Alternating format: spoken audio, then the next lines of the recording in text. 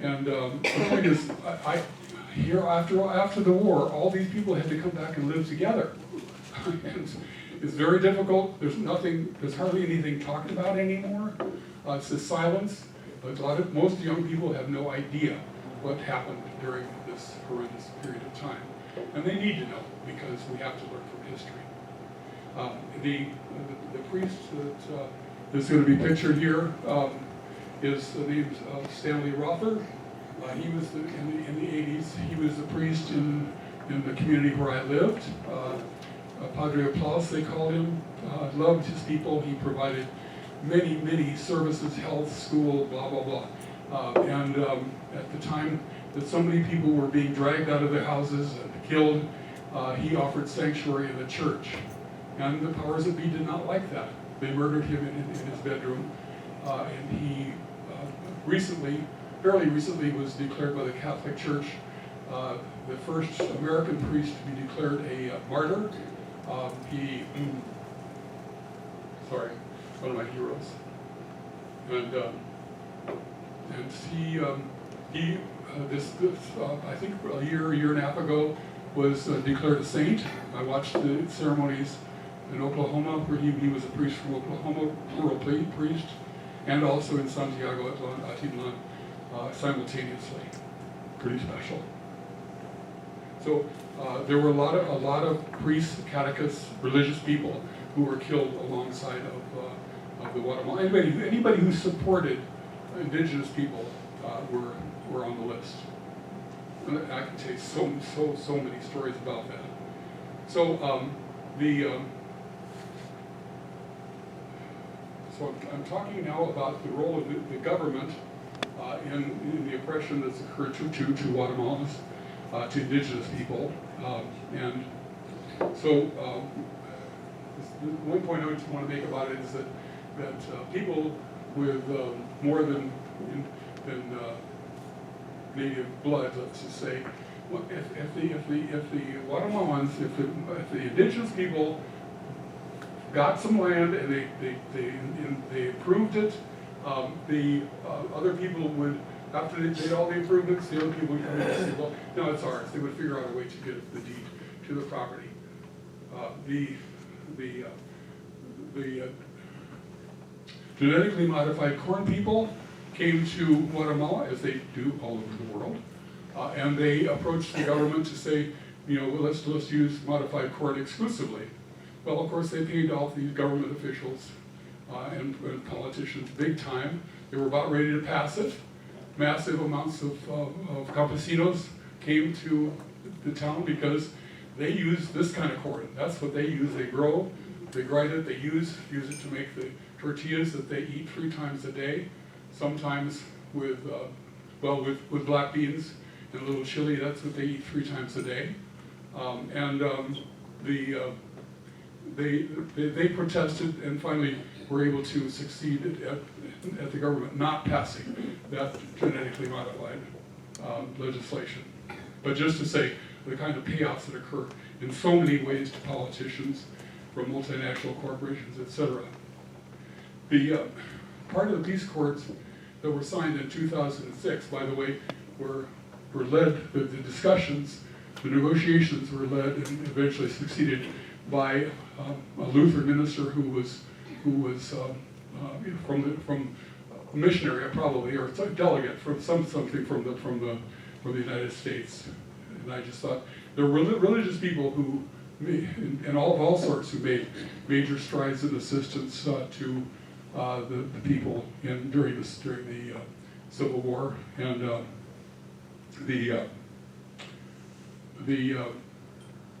okay, so another point about the government is that apparently people in power feel free to take money. And President Alfonso Portillo, President 2000 to 2004, stole $15 million from the Department of Defense. He took off, went to Mexico. He was on his way to Southeast Asia when he was caught and brought back for trial and convicted. Thank goodness. But that's just an example. It's happened to so many things. So it's like the treasury is just there to be robbed.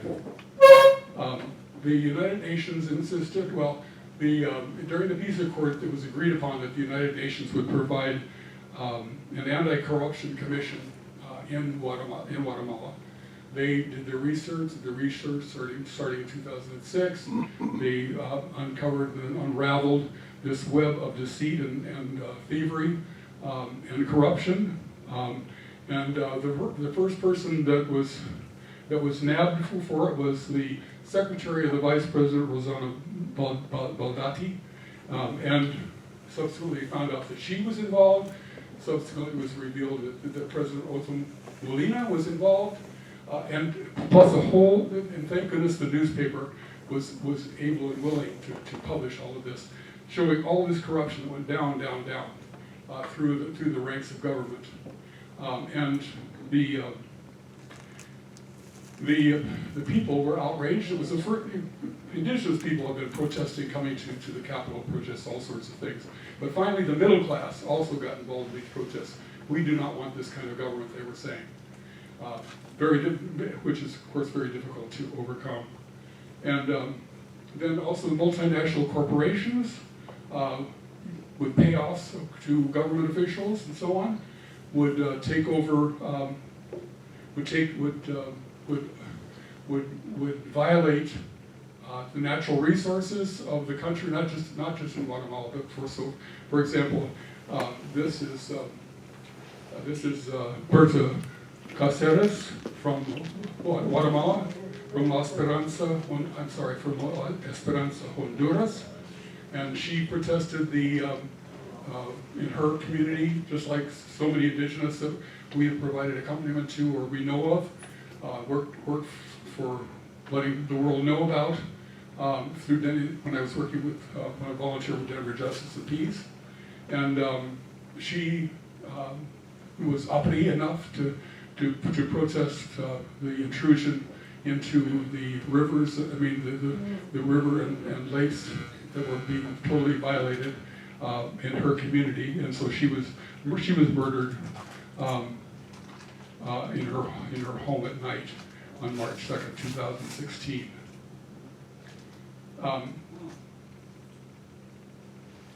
And then another village that's near Rabinal, Guatemala. Hello? Yeah, another village that's near Rabinal, Guatemala, in Alta Verapaz, was they wanted to build a dam. The multinational corporations wanted to build a dam. The government agreed to provide the land to them. They took the people off of their land, did not provide any compensation to them. A fabulous organization called Adivima, who I'm very good friends with the executive, who had to escape to the United States with the help of the ambassador because of his uppityness. That organization took the government to trial at the Inter-American Court. I believe it was 3 times, 2 times for sure, and the Inter-American Court ordered Guatemala to pay the people for the land that had been absconded with, and they never paid. It wasn't only until my friend Juan de Dios made inroads with churches here in the United States, the Unitarian Universalist Church in Denver and in Virginia were very supportive of him and what he was doing, and together they influenced Congress enough that Congress was willing to say no more aid to Guatemala until you pay these people. And they keep this up every year. They're giving testimony and maintaining those relationships that they have. It's a marvel. He's a marvel. Now, after all of this happened in Guatemala, much of it the support of middle class and certainly upper class people. The upper class people feel, I did not have any, it took me a long time to learn what the word impunity meant. But it basically means you can do whatever you want, including killing people, if that's what's needed to keep your money or to get more resources for you and your family. And anyway, so the people thought, they believed that these people were uprising were communists. And it's taken forensic scientists, doctors, but I'm not sure what the right word is, but forensic people, organizations and people, to unearth the remains from these mass graves and to determine how they died, to try to convince the people, the middle, more upper class people from Guatemala, that genocide had actually occurred. They did not, they would not, could not believe it. And that's still an issue with some. I've met some of more upper class people in Guatemala, who think that the government did the right thing. Now I'm just going to say a few things in the next section about the evangelical, what I call the evangelical evasion. And this is the president of Guatemala, Rios Montt at the time, who was responsible for it, has been to court convicted of very horrendous crimes, of which is documented in that movie 500 Years that we heard about, possibly are able to see. This poster says, the good Christian is one who grows up with the Bible on one hand and a submachine gun in the other. And so the points I want to make about the evangelicals is that before they, what I say is invaded, and of course they were very interested in dealing with the pagans, the Mayans. But there had been basically coexistence between the Catholic Church and the traditionalists. And I can say much more about that, how I experienced that in the town I lived in. I identified with the indigenous people, with them, even in battle and demonstrations and delegations in which the indigenous, which the traditionalists were in conflict with the Catholic Church. Another time. But basically, it's like in the 40s, 50s that evangelicals began to come into Guatemala, but really by the 60s, much of the traditional culture was gone because they wanted these pagans to have to live in a very different way, and some of the ways were actually beneficial. For example, they were against drinking, and that meant in families that if the husband was not drinking, that the wife was much less likely to be beaten. And so, what's not bad about that? But they also felt that the glory of existence was in heaven, and so it's better to endure what we have to endure here and basically not fight back and not deal with the issues in this evils that exist really against them in this world. And so what had been a Mayan-dominated culture became visibly eroded, starting in the 60s, and certainly is true today. There were 40 Catholic churches, 40 evangelical churches, mostly built and paid for by evangelicals here in this country. The estimate is that 40% of Latin America has become evangelical today, up till today.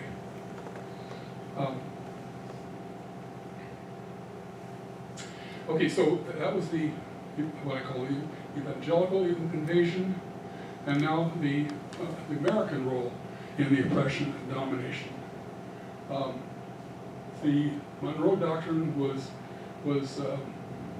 proposed in 1923, but really not implemented, I'm told, until 1850. So that the United States did not want intruders from Europe to come over and use resources from countries in Latin America. That was none of their business. We in the Western Hemisphere, we, United States, can deal with whatever issues are in the Western Hemisphere, and they and then much because of that policy and that mentality, many things happened, and I would say anti-communism at some point, and then of course protecting American business interests were at heart.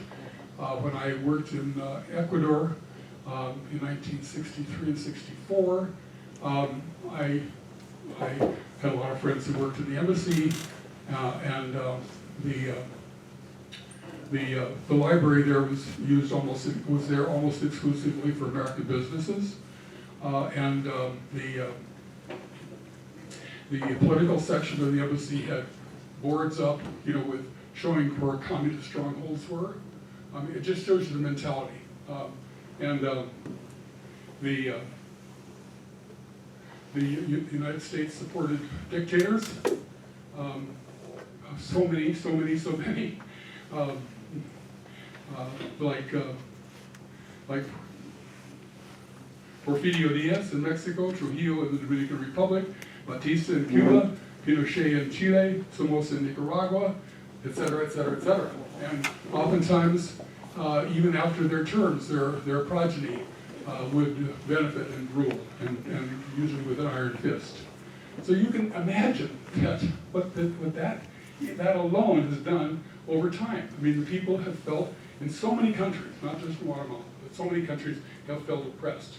And it was one reason that this is Somoza in Nicaragua.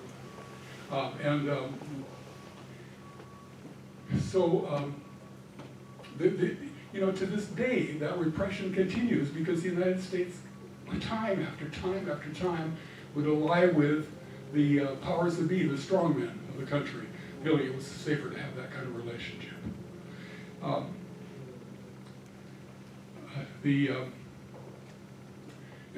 So his relatives were in charge until about 1980.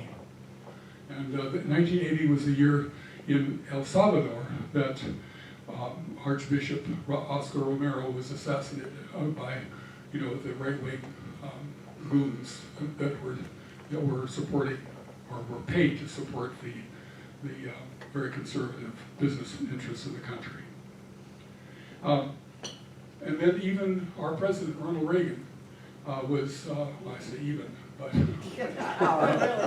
but this is him pictured with Rios Montt, and the president that's so notorious for the killings in Guatemalan villages, but he felt totally justified, and the vast majority of American people agreed with him that the communists could win out unless we did something to assist people like Rios Montt in destroying them.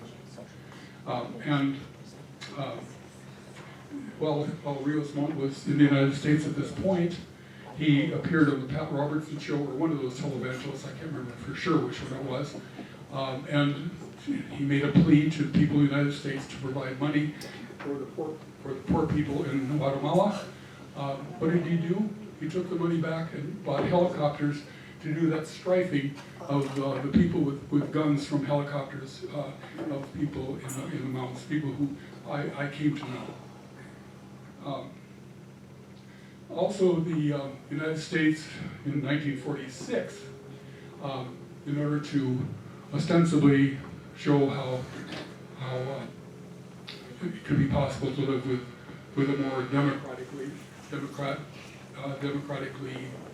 empowered community.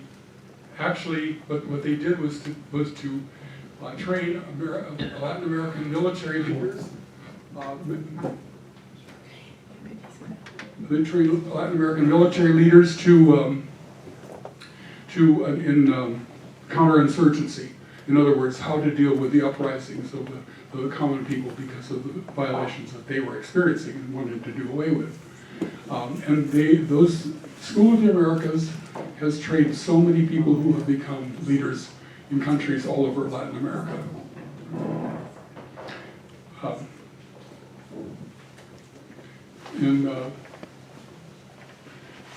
I think one of the things that first really startled me about why people came to the United States was because, of course, they're farmers. Agriculture is a big deal. And they raise corn on their milpas, and they use it for their families, but they also sell it. But the United States provided and provides subsidies to American farmers, grain farmers, and so that they're able to outsell when they sell their grain products in Latin America, the indigenous farmers cannot compete. And so Pat and I were in a village off of Lake Pátzcuaro in Mexico, and there were no men. I mean, there were old men like me, there were children, there were women, but all the men had gone to the United States because of exactly this. They could no longer make a living selling products that they had raised. North American trade agreement brought billions of dollars to American corporations. And I have this on firsthand because I attended a seminar at the University of Denver School of Business that was talking about NAFTA, and they showed that one. I kept waiting to hear, well, what about the violations? No, nobody was speaking up about that. I finally had to, excuse me, but the mega projects that were enabled to happen, dams, highways, ports, hydroelectric, appropriated vast amounts of natural resources and caused major environmental and human rights degradations. Previously, community protected land went up for sale. I actually was in a couple of villages where Coca-Cola and Nestle had bought the water rights from those villages, desperate villages, and they then had to, of course, buy the bottled products in order to have something to drink from those companies. There are Nestle and Coca-Cola, maybe Pepsi, I don't know, is currently involved in paying off, I'll just say that, paying off governments, representatives, there's a huge rock aquifer under 5 countries, Paraguay, Bolivia, Brazil, I can't remember all 5, but there's a huge aquifer. They're paying off the politicians there in order to be able to purchase that huge aquifer and have control over that water. So water is becoming not a human right. Another thing I learned, I observed, was in Chiapas, the southern state of Mexico. I looked out and was told that, you see that, oh, that's a new community. It's a new rural community, new rural town. Well, why were they doing that? Because they wanted to move the people off of their lands, take them away from their villages, off their land, in order to be able to utilize the resources that were under the land, under where the people were living. Well, I know we've gone on too long, sorry, but I have down here, my last section, are there hopes for the future? And I said, yes, but, I mean, who knows, with the way things are going right now, certainly in the short term, things are not going to be great for people there, and probably more and more people are going to flee to the United States to seek a livelihood and to help their families in desperate need back home. But more and more people have been demonstrating against the government. There have been, like I said before, the more middle class people have become involved in protesting. In indigenous people, indigenous communities, they have stood up to the genocide. They have been there in courts to testify. It must be a horrifying, fearful experience for them to testify in these courts against former presidents. And incidentally, one of the people that we accompanied in Guatemala during the time that they had left exile was able to testify at one of those trials against former presidents and generals. So they've stood up for that. They've spoken up. They have fought the environmental violations by multinational corporations, and there's strong and articulate leadership coming up, both in the area of political and also in the area of the traditional religious values.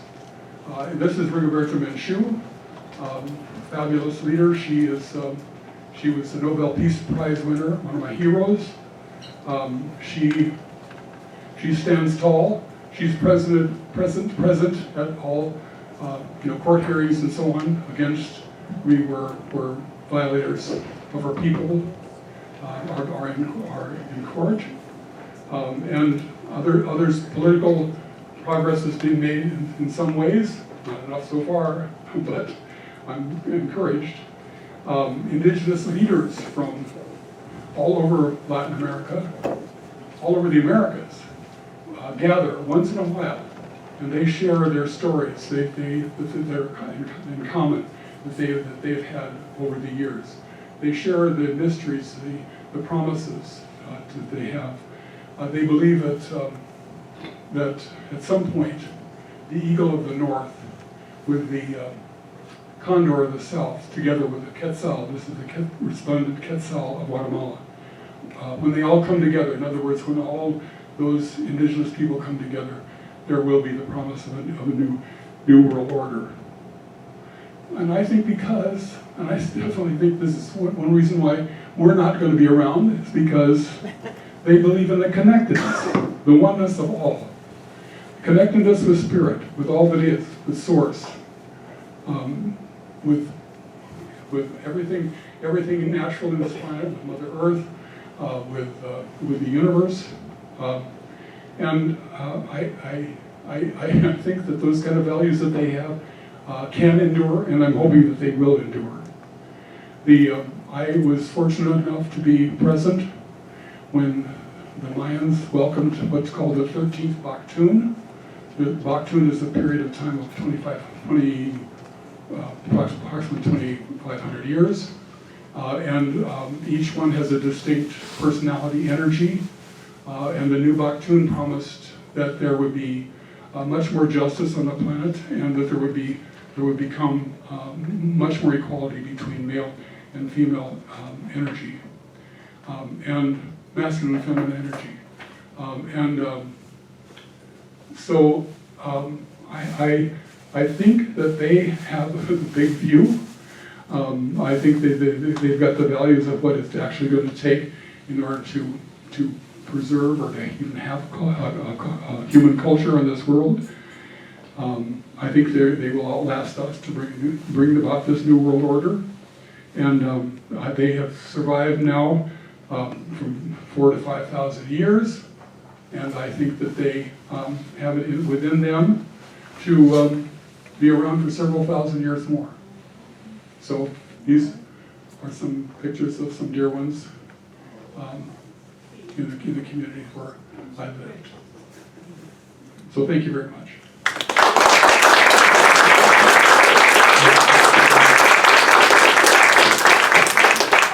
The Trump administration has signed an agreement with Guatemala's government that it is considered a safe third country, so that if Hondurans or Salvadorans arrive at the Mexican border, we can deport them, or not deport them, refuse them, refoul them to Guatemala, where, how do you think a Honduran can live in Guatemala if Guatemalans can't live in Guatemala? They have 36 hours to say, when they arrive in Guatemala, to say whether they want to claim asylum in Guatemala or not. If not, they get deported to Honduras or Salvador. We've signed an agreement with Honduras that it's a safe third country also. Honduras is the most violent country in the world. And the overthrow of this government, the democratically elected president in Honduras, the overthrow was supported by the United States at that time. As usual. And I didn't say who was involved because it would be very, very bad.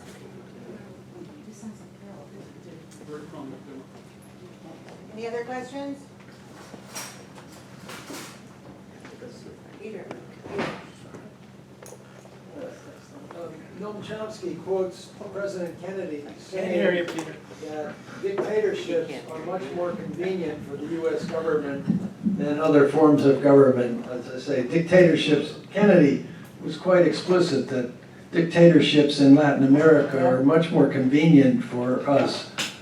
And I think that you've clearly supported that. You only have to deal with one guy, Right. And he's predictable. so you can pay him off. Martha? Okay, this is wonderful, I loved it.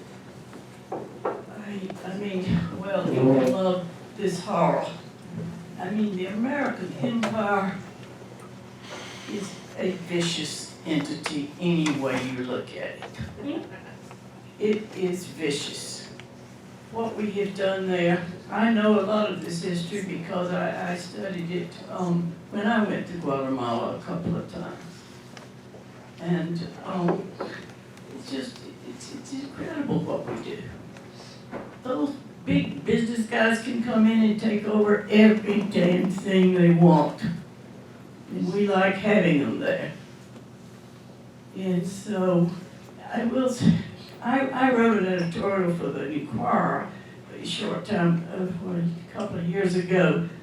It said why they come, and I was trying to help people understand some of this about Guatemala and other Central American countries. I was surprised they would use it, but by mistake they did. Marlena?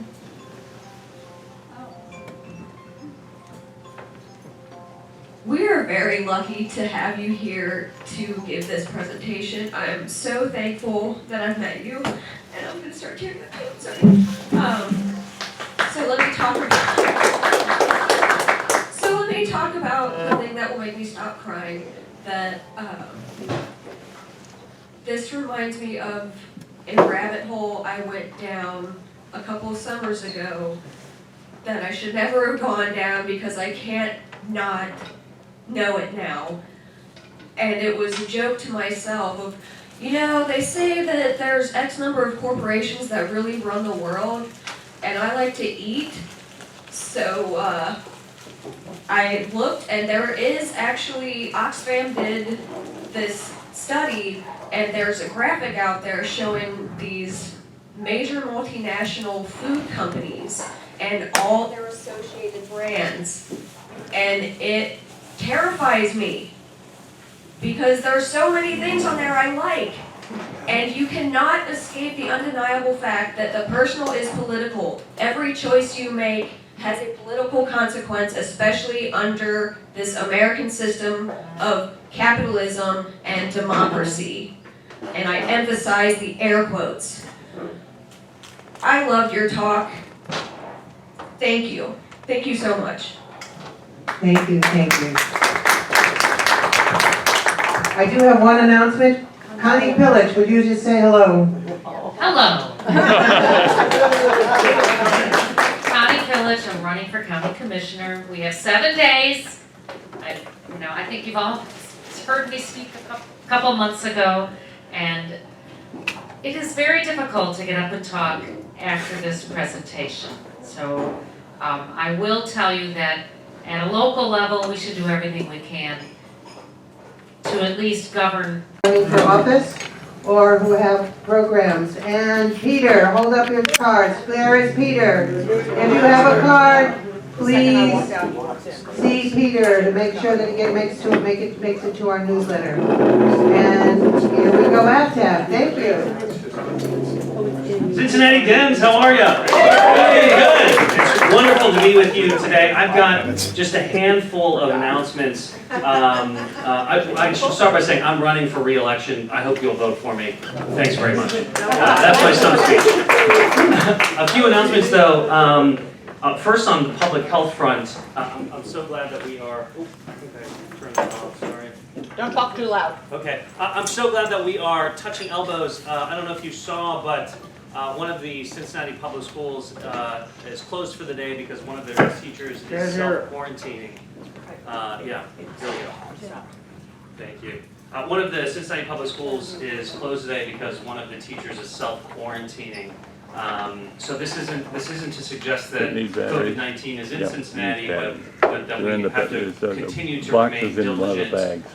The fears of an epidemic are real, and so it is really important, particularly as it is campaign season, to continue to be diligent to that end, the other announcement I have is, I think something like 75 polling locations in our upcoming primary are either closed or changed. That announcement just was announced this morning, and so I don't have all of the details about that, but it's going to be increasingly important for all of us as organizers and activists to reach out to the community, to reach out to folks who are registered and want to vote, to educate them on what's going on, because as you can imagine, I think there's going to be a lot of misinformation, a lot of confusion, unfortunately a lot of conspiracies about what's going on. My understanding is these polling locations have changed or closed due to concerns over COVID-19 in Ohio. It's not just for Hamilton County, it's statewide. Can you run the camera? So more to come on that. As I get more information, I'll share with the group. Yes, go ahead. I happen to be working on logistics for the Board of Elections for this, and what's happening is that locations that are really primarily serving the elderly, those locations are the locations that have changed, but everyone will, people will simply need to go to a different location. And the Board of Elections will be ready to accommodate everyone at those other locations.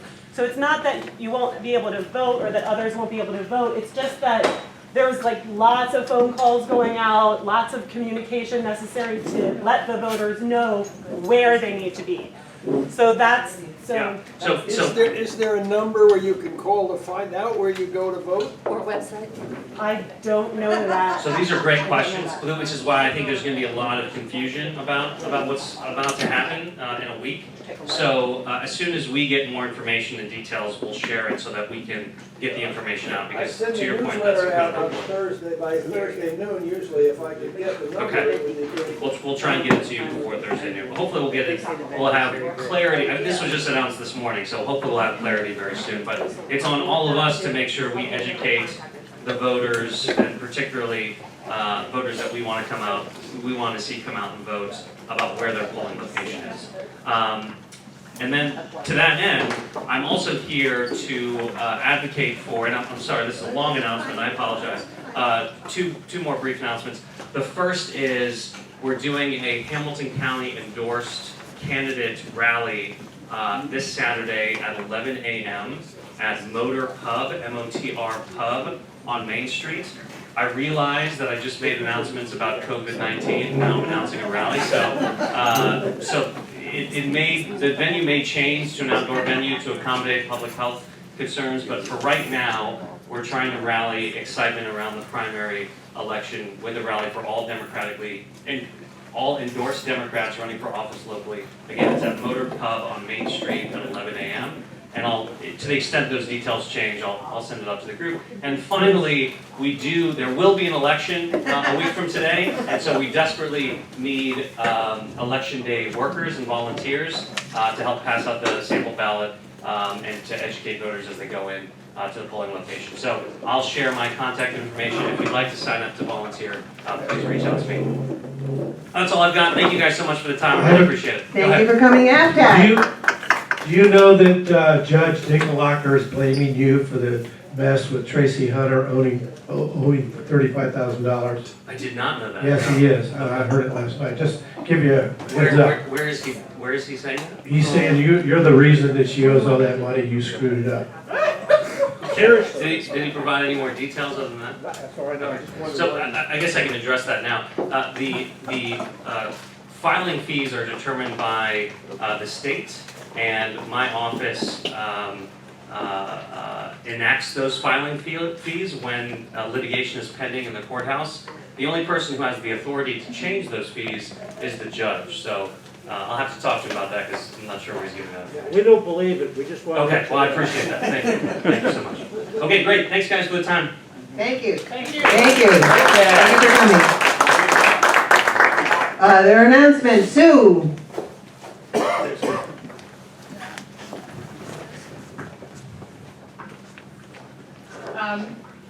There's an effort to get 10,000 people to come up to the State House March the 18th. Good luck with that.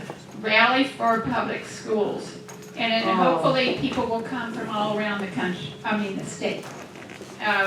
Because the Senate is still locked in and will not compromise with the House, and the House has a very good proposal that is bipartisan, but the Senate won't give an inch. So also, we need to send a strong message to DeWine that we're very concerned about this obscene expansion of charters and private schools at the expense of public school financing.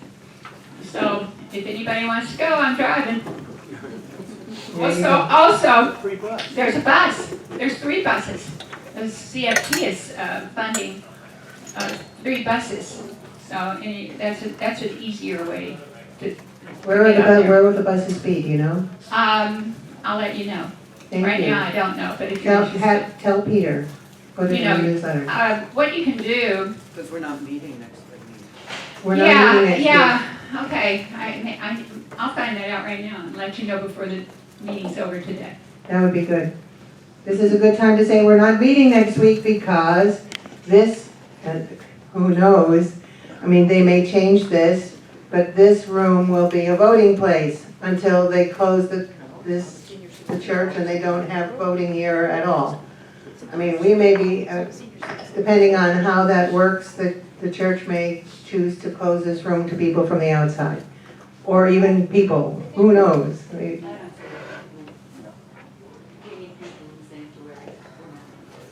Lee says that they need people in the sanctuary and they're gonna have people in the church.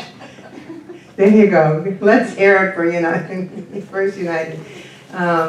Okay, and next week I will not be meeting because I am an old people's home. I have 3 old people in my house, and I cannot guarantee that I can clean it up enough to make sure it's clean enough for everybody. And just as a protection for everybody, I'm just doing. And the 500 people, the 500 movie can be shown in your prime at home. So just know that that can still happen. So you can see that movie at home. When you're all isolated at home, see the 500 movie about the program that we would have seen next week. Other announcements? Yes?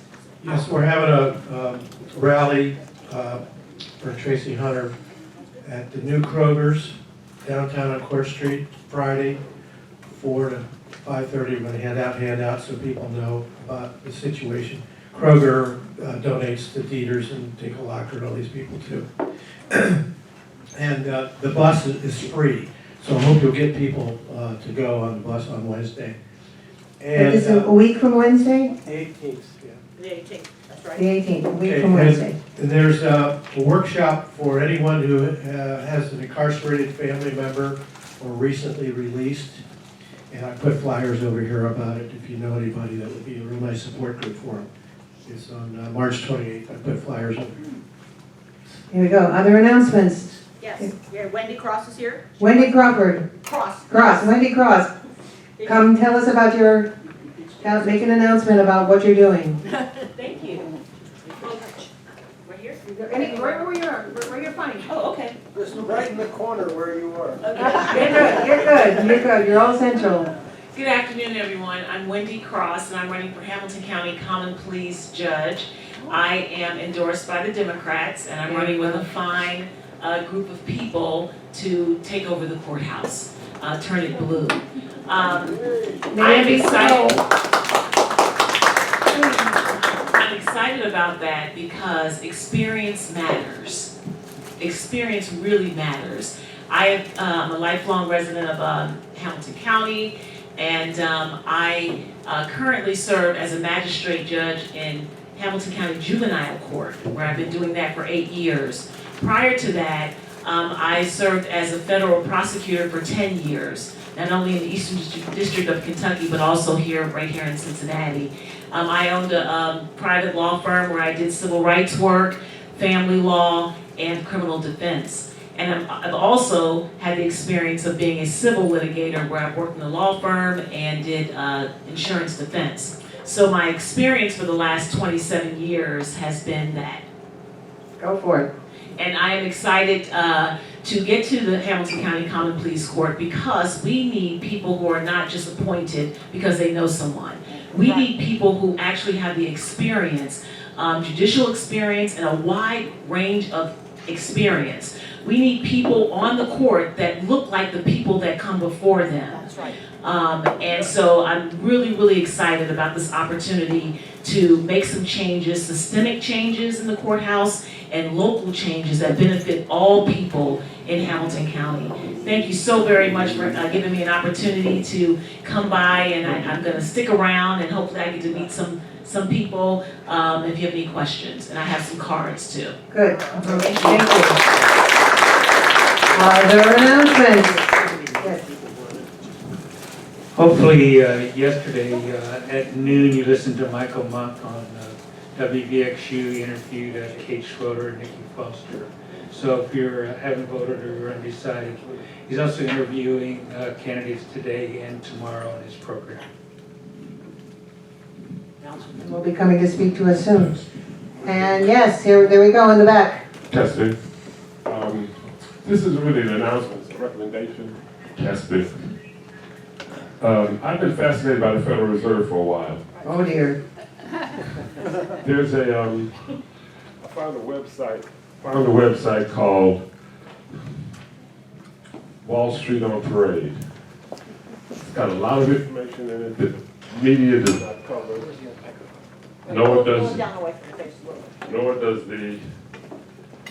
The media doesn't cover it, and our candidates, our Democratic candidates, aren't speaking about it at all. Trump's the only one talking about the Federal Reserve, and my reading says that the Fed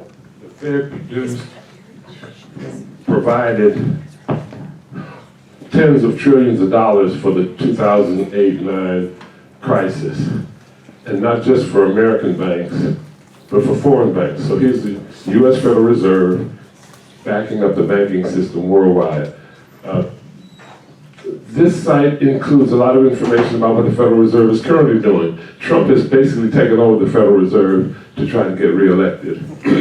It's falling in his face currently.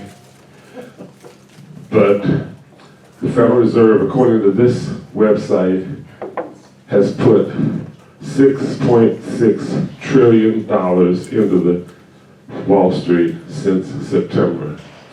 Nobody's talking about that, and it's crazy.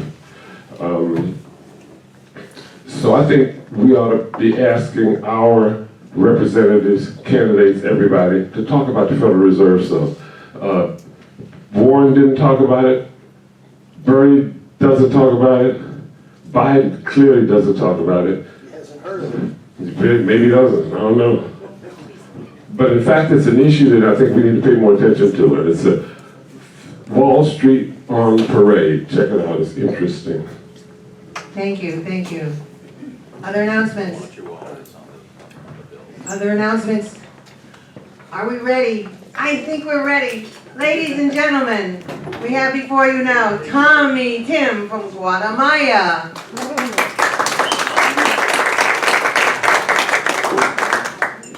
I'm so happy to have this opportunity to share some of my love of Guatemala, the Guatemalan people, and the pressures that force them to have to leave their beautiful, beloved country to come here.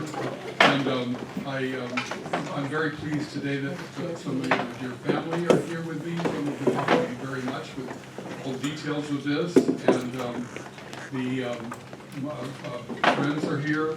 Thank you, Rick, for being here, and from my church. Ann, thank you for coming. And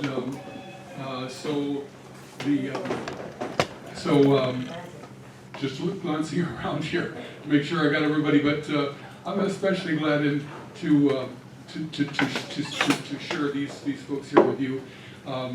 Jeff is from Northern Kentucky, and he's very active in the immigration movement in this area. And Rosanda and her husband Axel are from Guatemala. They've been here about 16 years. They're leaders in the Guatemalan community. And dear friends, we're all working on various projects together to try to serve the Guatemalan refugees that are here, immigrants, and also to help educate people about what's going on with Mayans now. who are Guatemalans who are living here in Denver, and part of that is working with the Museum Center on this upcoming exhibit called Maya that starts this coming Saturday for 6 months.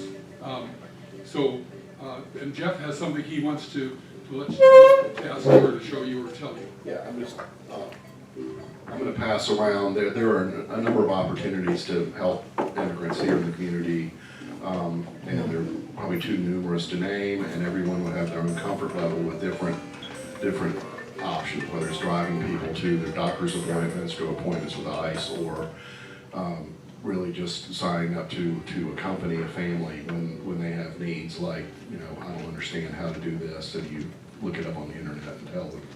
So I'm passing this around, and so you're not like signing your life away here, but I'll get back in touch with you, and over time, hopefully you can learn what I've learned, which is how wonderful it is to meet different people, and it really enriches your life.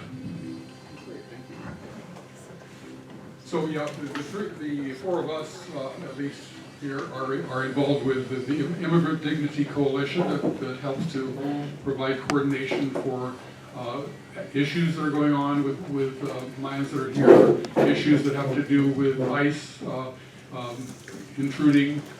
Jeff is chairing an effort to try to develop a rapid response should ICE actually come in a big way. And what do we do? There are many people who are involved with social services, et cetera, just to say that we live with Guatemalans here, among others who are here immigrants. By the way, I don't speak Spanish, yet I'm able to help. So, if you don't have to speak Spanish or any other way, except English. So I told you that I'm in love with Guatemala, and I have been because I've been involved with human rights issues there, providing human shields to Mayans who have been returning from the war of genocide, and that got me interested and learning about what's been going on in Guatemala. Also, I then felt like I knew Mayans. I mean, I worked for Mayans, but I didn't know Mayans. And so I put it out to the universe. A year's incredible journey led me to live in a Mayan community called Santiago Atitlan on Lake Atitlan in Guatemala. So through that, I've developed a real love for Guatemala. It also served for me as a kind of microcosm in my learnings, because I realized that what I was experiencing there in Guatemala, learning there, were things that were happening around the world. And of course, I would love to be able to talk to you about the beauty of Guatemala, the life that the people live in Guatemala, and the artisans, etc. So the spiritual life there, the life I had with traditional Mayans in Guatemala. But today I decided, I kept thinking, I've got to cut. And so I've still got way too much stuff to say, but I wanted today to be able to focus with you on what are the underlying reasons that Guatemalans are fleeing to the United States. I mean, who wants to give up this beautiful country? Who wants to give up life in this beautiful world of the Maya? So what I wanted to just say that I'm not going to spend time talking to you about I was going to go into all the things that are happening to Mayans who that cause them to live here. I'm just going to go over with them briefly. Like here you see this woman from my town who 2 days a week, corn comes into the market along the streets, huge bags of corn, after which some is left and she's there picking up the corn. And I don't mean to say to you that this is the way all people live in Guatemala, but just to say that there is so much poverty in this land. So poverty is extreme. People earn a pittance. I heard somebody at a meeting recently say that that they had health bills that were like a fourth of what they could earn in a week. They had to take care of their family on basically $25. That was what they could earn a week, and their medical expenses were like $6. So salaries and ability to earn is extremely low.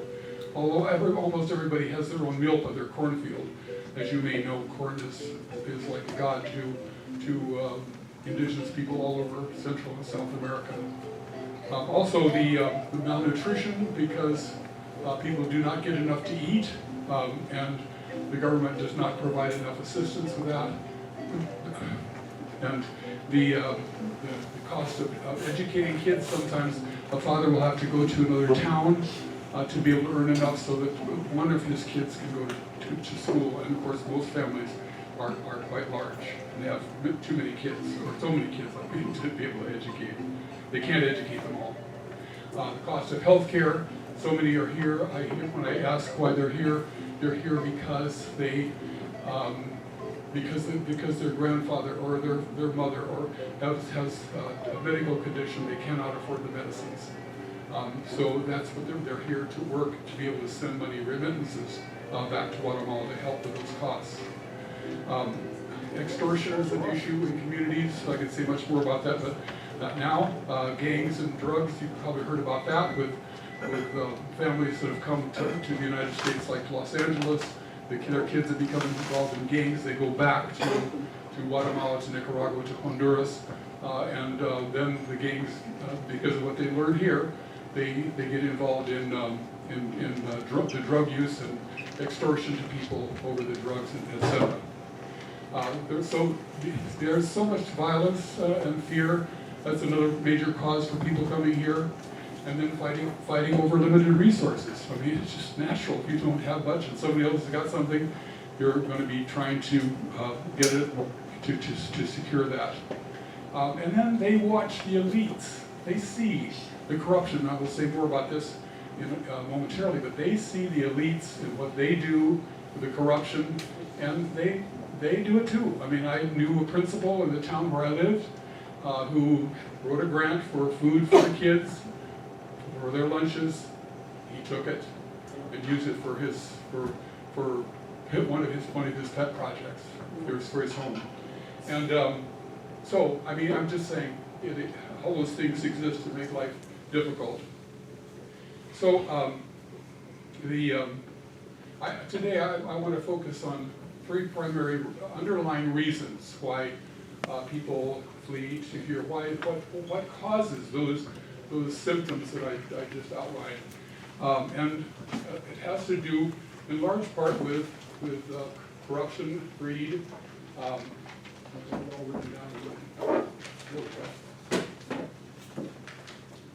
greed, impunity, racism, power, control, oppression. That's going to be all these are back of what I'm going to tell you. And it started with the conquistadores, of course. Although I can't say, I mean, the life of the Mayans over perhaps 3,000, 4,000 years, what oppression occurred to them within their own culture, I just don't know. But maybe you'll find that out if you go to the exhibit that's happening on the classic Mayans in Guatemala. That's going to be at the Museum Center starting this Saturday for 6 months. But so the Spanish conquistadores arrived and they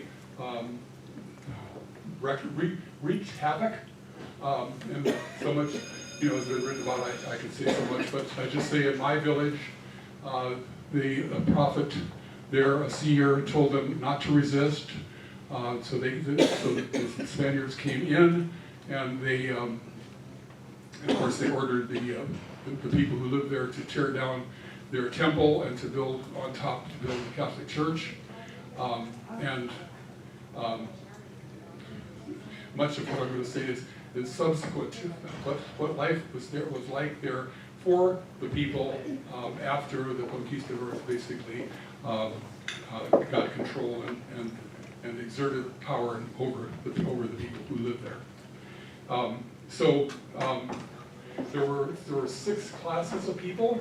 The whitest people were at the top. And as you go down and with the color to the darkest, they were the bottom. They were people. They were considered, and still are by many people, as basically dogs, animals, treated as such. A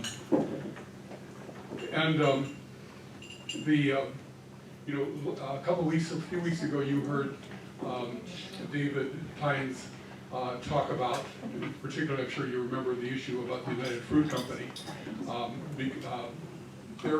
There was the United Fruit Company developed a major business there, of course, and they were assisted in the 30s. They were assisted by a president whose name was Jorge Ubico, and he favored the wealthy, favored the foreigners, but he basically enslaved people. He compelled the Indios to work for free for the landowners and on government projects in lieu of taxes.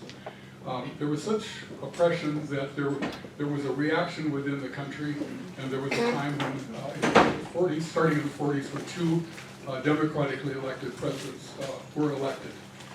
And under those presidents, there was land reform. The Jose Arevalo and Jacobo Arbenz confiscated, well, not confiscated, they bought land from the United Fruit Company, and they distributed to the people.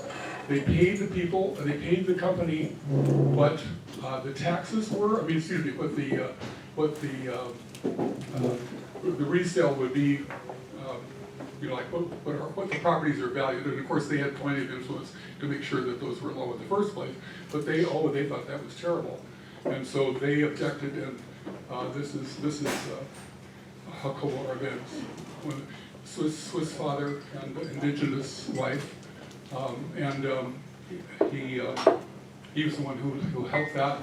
It was possible at that time for the indigenous to form cooperatives and to have a much more promising life and a brighter future.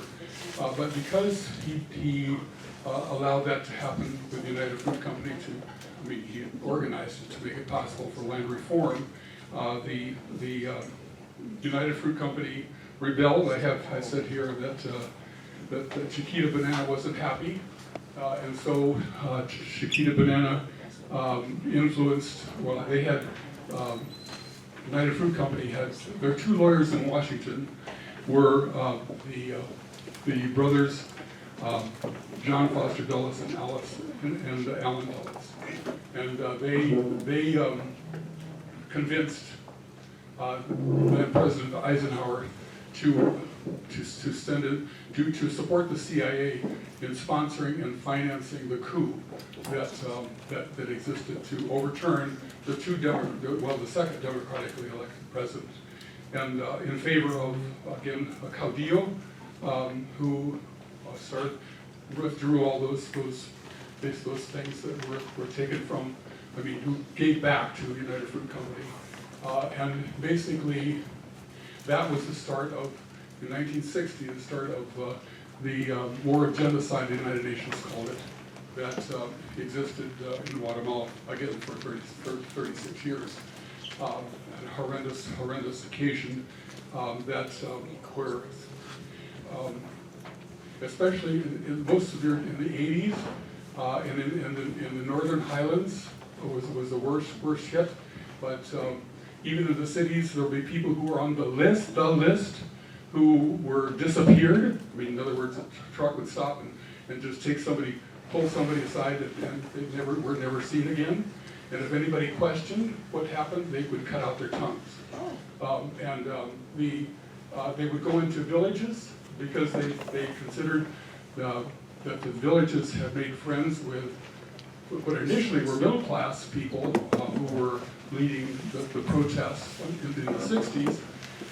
And then there were people organized into more organized rebellion groups, which I cannot say at the moment, but you all know the words.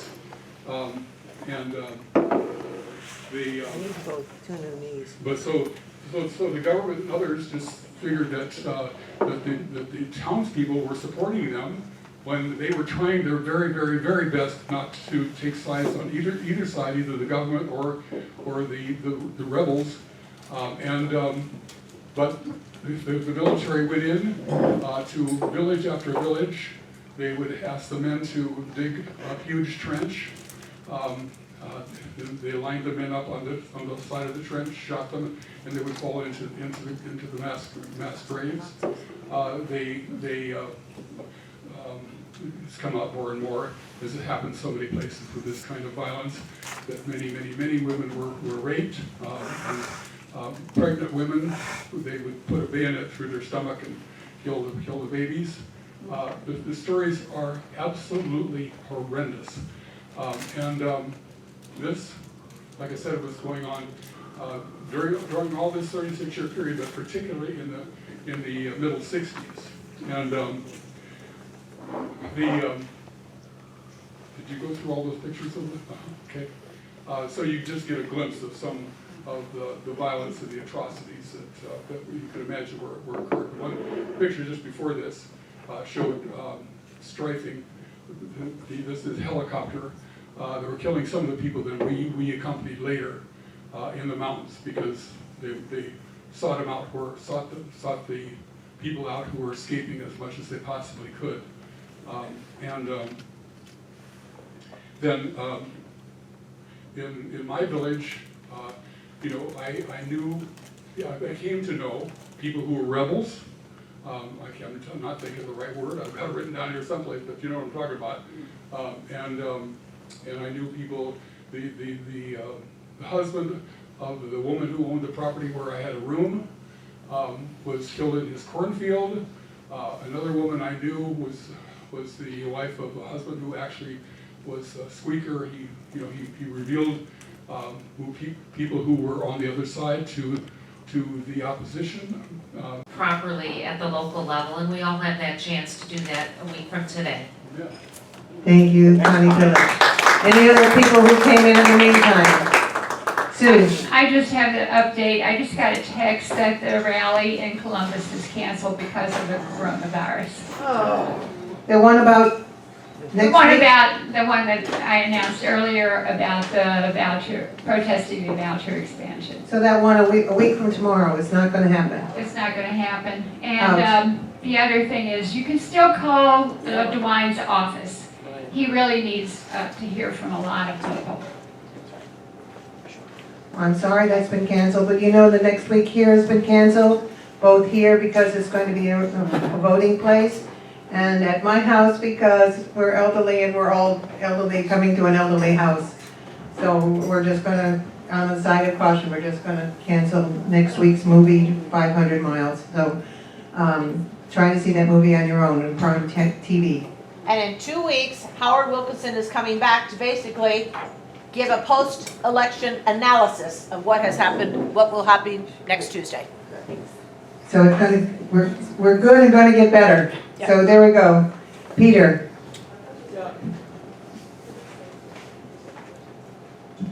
I just wanted to give one personal example of what you were saying about how poor it was.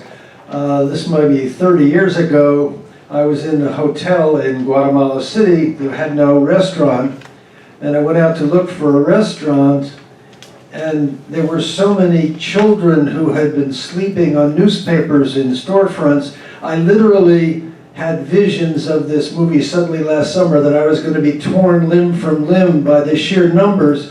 But then the only restaurant I could find was, like, for foreigners, was like $30 for a meal. And at that point, the annual income of a Guatemalan was about $35. I mean, so it just brought home to me the utterly sickening gap between privileged Americans and indigenous people in Guatemala. Thank you. Any other announcements? Come on back. Thank you. You've been a great audience. Thank you for coming today.